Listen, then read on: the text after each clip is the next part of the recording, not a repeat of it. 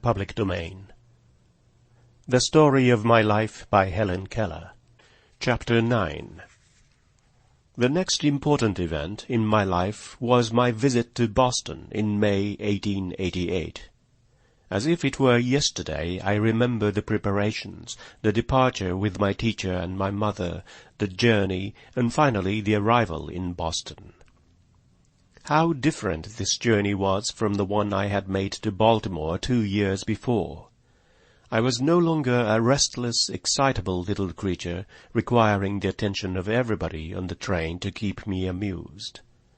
I sat quietly beside Miss Sullivan, taking in with eager interest all that she told me about what she saw out of the car window. The beautiful Tennessee River, the great cotton fields, the hills and woods, and the crowds of laughing negroes at the stations, who waved to the people on the train and brought delicious candy and popcorn balls through the car. On the seat opposite me sat my big rag doll, Nancy, in a new gingham dress and a beruffled sunbonnet, looking at me out of 2 bead eyes. Sometimes, when I was not absorbed in Miss Sullivan's descriptions, I remembered Nancy's existence and took her up in my arms, but I generally calmed my conscience by making myself believe that she was asleep. As I shall not have occasion to refer to Nancy again, I wish to tell here a sad experience she had soon after our arrival in Boston. She was covered with dirt, the remains of mud pies I had compelled her to eat, although she had never shown any special liking for them. The laundress at the Perkins Institution secretly carried her off to give her a bath. This was too much for poor Nancy. When I next saw her, she was a formless heap of cotton, which I should not have recognized at all, except for the 2 bead eyes, which looked out at me reproachfully. When the train at last pulled into the station at Boston, it was as if a beautiful fairy tale had come true. The once upon a time was now. The far-away country was here. We had scarcely arrived at the Perkins Institution for the Blind when I began to make friends with the little blind children. It delighted me inexpressibly to find that they knew the manual alphabet. What joy to talk with other children in my own language! Until then I had been like a foreigner speaking through an interpreter. In the school where Laura Bridgman was taught, I was in my own country. It took me some time to appreciate the fact that my new friends were blind. I knew I could not see, but it did not seem possible that all the eager, loving children who gathered round me and joined heartily in my frolics were also blind. I remember the surprise and the pain I felt as I noticed that they placed their hands over mine when I talked to them, and that they read books with their fingers.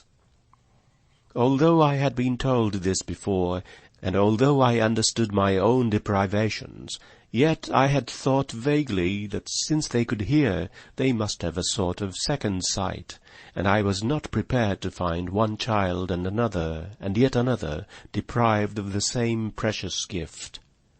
But they were so happy and contented that I lost all sense of pain in the pleasure of their companionship.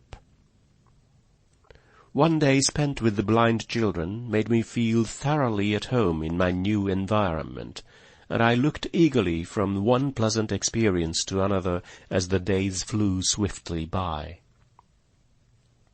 I could not quite convince myself that there was much world left, for I regarded Boston as the beginning and the end of creation. While we were in Boston, we visited Bunker Hill, and there I had my first lesson in history. The story of the brave men who had fought on the spot where we stood excited me greatly. I climbed the monument, counting the steps, and wondering as I went higher and yet higher if the soldiers had climbed this great stairway and shot at the enemy on the ground below. The next day we went to Plymouth by water. This was my first trip on the ocean, and my first voyage in a steamboat. How full of life and motion it was! but the rumble of the machinery made me think it was thundering, and I began to cry, because I feared if it rained we should not be able to have our picnic out of doors. I was more interested, I think, in the great rock on which the Pilgrims landed than in anything else in Plymouth. I could touch it, and perhaps that made the coming of the Pilgrims and their toils and great deeds seem more real to me.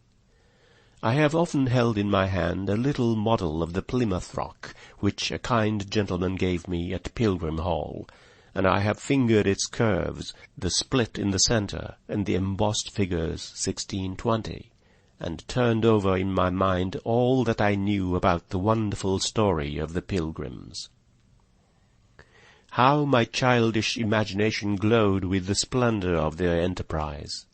I idealized them as the bravest and most generous men that ever sought a home in a strange land. I thought they desired the freedom of their fellow men as well as their own. I was keenly surprised and disappointed years later to learn of their acts of persecution that makes us tingle with shame, even while we glory in the courage and energy that gave us our country beautiful. Among the many friends I made in Boston were Mr. William Endicott and his daughter. Their kindness to me was the seed from which many pleasant memories have since grown. One day we visited their beautiful home at Beverly Farms.